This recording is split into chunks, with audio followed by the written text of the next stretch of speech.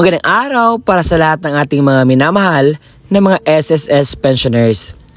Alam ko ang mga pensioner ni SSS ay sabik ng makamtan ang second tranche 1K increase.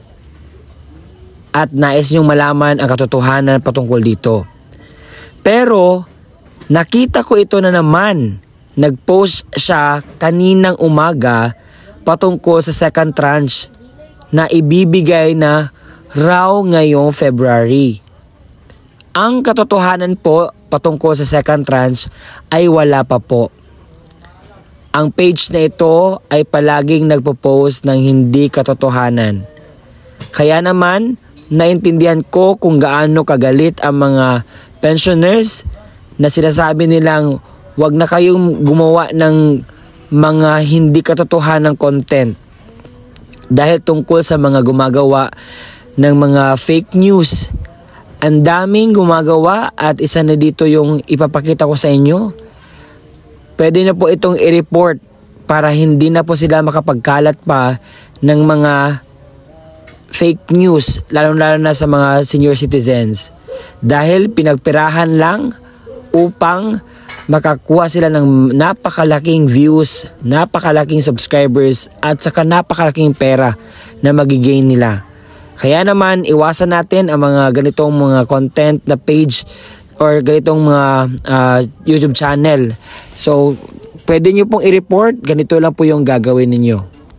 Aking in-scroll ang kanyang mga contents dito sa YouTube at yun nga po, puro mga fake news lahat ang sinishare niya dito at napakarami pong mga viewers niya. Napakarami pong nakakita na kanyang mga vlogs at umabot na sa 79,000 yung subscribers niya. Marami ang mga senior citizens na nagagalit kapag sinasabi ko yung katotohanan patungkol sa second tranche 1K increase na pensyon. Dahil may mga page or YouTube channel na ganito. Kaya naman, i-click nyo lamang po yung tatlo dot, yung nasa ibabaw, tapos hanapin nyo po yung report para naman hindi na masyadong nakakapag-share ng mga hindi magandang contents na nakaka-overthink ng ating mga senior citizens. Ito po yung statement talaga ng SSS President patungkol sa second tranche 1K increase kung ito ba ay ma-release this year.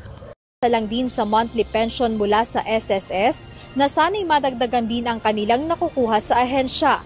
Ngunit ayon kay SSS President and CEO Robert Joseph Declaro, wala pang aasahang dagdag pensyon dahil wala pang pagbabago o nakatakdang pagtaas kaugnay nito. Sa ngayon, there is no way for us to increase the pension of our 3.6 million members because naka-defined benefit to Mababawasan aniya ang fund life ng SSS.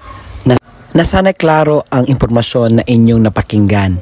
Wala pa pong second tranche 1K pension increase. Hindi po marirelease, hindi po totoo yung mga vlog dyan dahil wala pang memorandum, wala pang advisory, wala pa pong notice to the public na mag second tranche pa po. And yun po ang mismong tawag dito information na galing sa SSS President na hindi pa po kaya na ibigay ang second tranche po para sa ating mga senior citizens. Na sana'y clear at sana'y naintindihan natin mabuti at huwag po tayo mag-comment na fake news or just verify yung vlog na pinapanood nyo po. Maraming salamat po sa panonood. God bless po sa ating lahat. Don't forget to subscribe my YouTube channel.